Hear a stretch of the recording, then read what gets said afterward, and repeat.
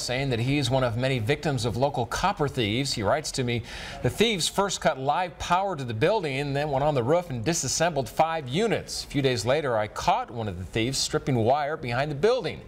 I called Crime Check and reported the crime in process. Police no-showed. I got close-up pictures of the would-be thief. The police were uninterested in the photos. I got the thief's name through social media, tried to share this info with the Spokane City Police, uninterested. Well, Donna's writing about some property of his in the area of Market and Liberty. That's right near Cooper Elementary School and north of the Green Street Bridge. Gabe Cohen looked into this for us and joins us live from there tonight. Gabe, what did you find out?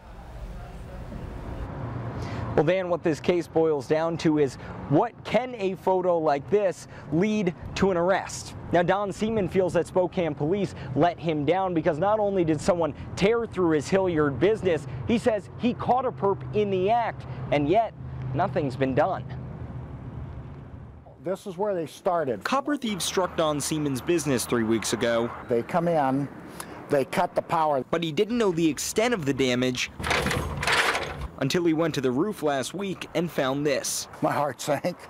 You know, I mean, how do you take care of this? We're assuming they got a couple $100 worth of scrap for about $30,000 to $50,000 in damage. But even more aggravating, it's just unbelievable, is what Seaman says happened when he caught another thief in the act 10 days ago. And my wife walked around the back of the building and I heard her make a comment, "What are you doing?" So I immediately went over and looked, and there's a guy back there stripping wire. By the time I got to the other side, the guy was gone. But not before Seaman snapped some photos that clearly show the perp. There's another one of them. He thought that would be enough to land this guy behind bars, but he says police felt differently. They have about zero interest in what was going on. I had a picture and knew the guy's name. The name he got from social media. I want to catch him. But police told me those photos aren't enough for probable cause because you can't actually see this man doing anything illegal. That's why we've blurred his face. As far as concern, zero. Nada. The frustrations of a man who feels his picture is worth 1,000 words, even if police don't. It's amazing to think that they can do this in a weekend and get away with it.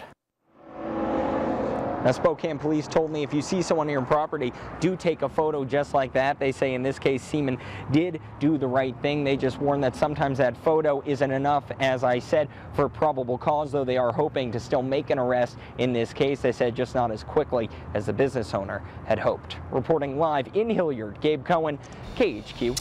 Local news. All right, Gabe, thank you. And a reminder that if you have questions or concerns, do what Don did and send me an email to dan@khq.com. You can also post your comments on my Facebook page at KHQ Dan Kleckner. New tonight, there's a new law going into effect